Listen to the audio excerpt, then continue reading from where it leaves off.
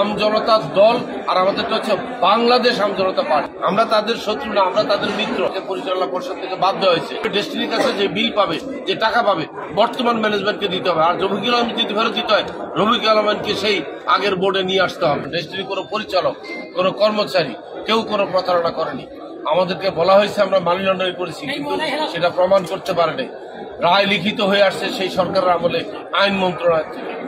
আমরা সবই জানি, আপনারা জানেন কিভাবে একটি বিশেষ রাজনৈতিক দলের প্রধানদেরকে কিভাবে ফাঁসি দেওয়া হয়েছে, যাবজ্জীবন দেওয়া হয়েছে। সেই মামলা তো এখন নাই। আমরা সবাই কিন্তু ওই স্বৈরাচারী সরকারের দ্বারা নির্যাতিত। আমরা একটা জিনিস দেখেছি যে আমজনতা পার্টি এবং একটি আমজনতা দল রয়েছে, তারা আপত্তি জানিয়েছে। আমজনতা দল রয়েছে আপনি বলছেন, সেটা আমজনতা দল, আমরা আমজনতা পার্টি। আরেকটা কথা বলি আপনাকে, জাসদ নামে অন্তত দুইটি দল আপনি জানেন, জাসদ রব। বাংলাদেশ মুসলিম লীগ আর মুসলিম লীগ নামে একটা দল আছে, দুটা দল আছে। জাতীয় পার্টি আছে ৩-৪টা। তো দেখেন আপনি, আমজনতার দল আর আমাদেরটা হচ্ছে বাংলাদেশ আমজনতা পার্টি। আপনি পার্থক্যটা বুঝতে পারছেন স্যার। কিন্তু ওরা কিন্তু একসাথেই রাজনীতি করতো, কিন্তু পরে ভাগ হয়ে যায়, তারা বিভিন্ন নামে আকার ওকার। কিন্তু আপনারা তো একসাথে রাজনীতি করেন। আমি বলছি ভিন্ন নামে করা যায়, একই নামে রাজনীতি করা যায়, সেটা এক্সাম্পল দিলাম। আমরা তাদের শত্রু না, আমরা তাদের মিত্র। তারা আমাদের ছোট ভাই, তারা কেউ কেউ আমাদের বড় ভাই আছে সেখানে। আমরা তাদের সাথে সহমত প্রকাশ করছি, তাদের লক্ষ্য উদ্দেশ্যকে, তাদের রাজনৈতিক উদ্দেশ্য আমাদের উদ্দেশ্য এক। অবশ্যই তারা টাকা পায় কোম্পানির কাছে, এবং কোম্পানির যে পরিচালনা পর্ষদ এখন হাইকোর্টের ১৭৩/22 মূলে যে পরিচালনা পর্ষদ দিয়েছে, তারা অবশ্যই তাদের টাকা ফেরত দেবে। কারণ আমাকে পরিচালনা পরিষদ থেকে বাদ দেওয়া হয়েছে। আমাকে যখন সাজা শোনানো হয়, আমি তার আগে বলেছি, মাননীয় আদালত আমাকে যেই সাজাই দেন, আমাকে পরিচালনা পর্ষদে থাকার ব্যবস্থা করেন, আমাকে হুকুম দিয়ে যান, আমি যেন টাকাটা ফেরত দিই। আমাকে হুকুম দেওয়ার জন্য বলছি। আদালত আমাকে হুকুম দেয়নি, কারণ জানে আমাকে হুকুম দিলে আমাকে পরিচালনা পর্ষদে রাখতে হবে। তাই আমাকে কৌশলে পরিচালনা পরিষদ থেকে সরিয়ে দিয়ে নতুন 17 জন আসছে। সেখানে 4 জন আছে বিগত সরকারের আমলে দেয়া নতুন পরিচালনা পর্ষদ।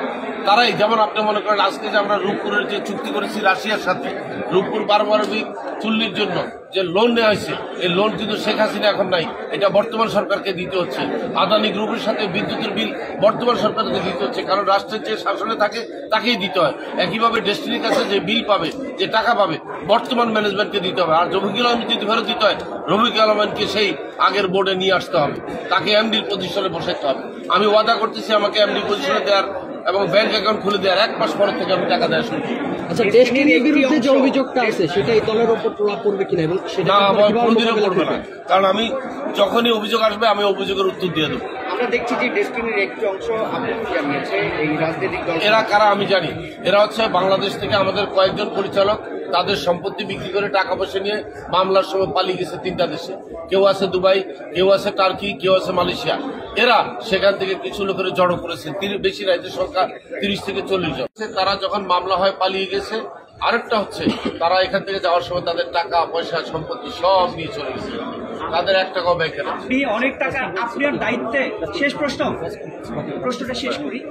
আপনি অনেক এত বড় দায়িত্বে ছিলেন যে আপনার কাছে টাকা পয়সাও একটা বিশাল অ্যামাউন্ট ছিল। 12 বছরে আপনাকে জিম্মি করে আওয়ামী লীগ সরকার কত টাকা মোটা দাগে নিয়েছে? আমার কাছে টাকা নিতে পারে নাই, কারণ আমাদের ব্যাংক অ্যাকাউন্ট বন্ধ ছিল। আমার ব্যাংক অ্যাকাউন্ট বন্ধ ছিল, আমার কোনো আয়ের সোর্স ছিল না। আমি জেলে থাকা অবস্থায় আমি কাউকে কোনো টাকা পয়সা দিতে পারি নাই, বরং আমার বিনিয়োগকারীরা আমার মামলার খরচ চালিয়েছে, আমাকে লোন দিয়েছে। আমি তাদের কাছে লোনে এখনো দায়বদ্ধ আছি। আমি তাদের থেকে লোন নিতাম, একটা স্লিপে সই করে দিই, জাস্ট একটা টুকরা কাগজ। আমি 1 টাকাও পাইনি দেশটি, এবং কোন সরকারে আমার থেকে জেলে থাকা অবস্থায় চাঁদাবাজি করে।